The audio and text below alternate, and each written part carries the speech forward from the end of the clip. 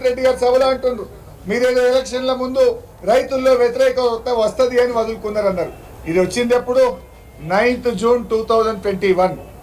కేంద్ర ప్రభుత్వం కూడా ఏం చెప్పింది ఇందులో 31st March 2021 లోగా మీరు మీ యొక్క ఇష్టాన్ని తెలియజేయండి అంటే మాకు ఇచ్చిందే 2 నెలల టైం. 31st March 2021 లోగా మీరు ఇలా చేరరా అని అడిగింది. అడిగితే మేము చేరము అని రాశాం. మేము 2021 ఎలక్షన్లు ఉన్నాయా? 3 ఏళ్ల ముంగట 21 full year, 22 full year, 23 full year.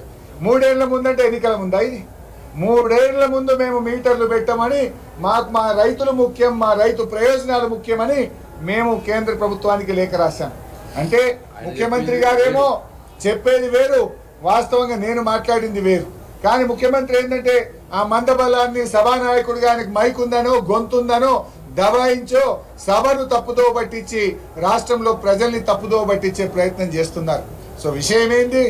మేము రైతులకు మీటర్లు పెట్టకుండా మేము స్పష్టంగా 30,000 కోట్లు వదులుకున్నాం.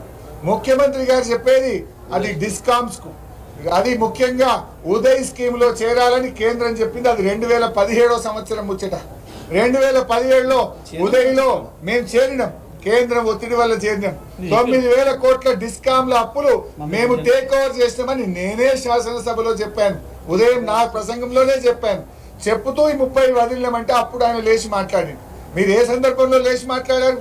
రైతులకు మీటర్లు పెట్టము అని 30,000 కోట్లు వదులుకున్నామని నేను చెప్తుంటే మీరు సడన్ గా నన్ను కూర్చోబెట్టి సభలో మైక్ తీసుకున్నారు. మైక్ తీసుకొని ఇక మీరు అగ్రిమెంట్లు చేసి కాగితం చూపించారు. అంటే ఏంది? బోడగుండుకు మోకాలకు లింకు పెట్టుడు. నేను చెప్పిందేమో 0.5% FRBM, మీరు చెప్పేదేమో 2017 ఉదయ్ స్కీమ్. 0.5% FRBM 2021 సంవత్సరం, మీరు చెప్పిందేమో 2017 సంవత్సరం. ఆ 2017లో ఏమున్నది?